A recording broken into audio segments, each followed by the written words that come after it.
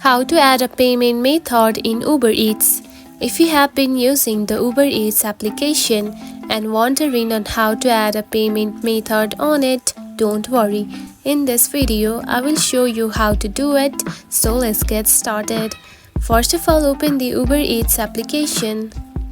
Just like this. After opening it, you will find something like this on your home screen. Now to add a payment method, tap on the account section at the bottom. Right here, select it. Then here you can find your profile right here. Now tap on to wallet, just right here, select it. Now to add a payment method, tap on to add payment method right here, select it. Now from here you can simply choose to add these types of payment method on this Uber Eats app. Now choose one, just like this. So for now I am linking my payment method to my bank. Now simply choose one of the banks from right here. And after linking and joining, you will simply add a payment method in the app. And that's it.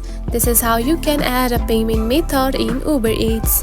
If you found this video helpful, don't forget to like and subscribe for more tips. Thanks for watching.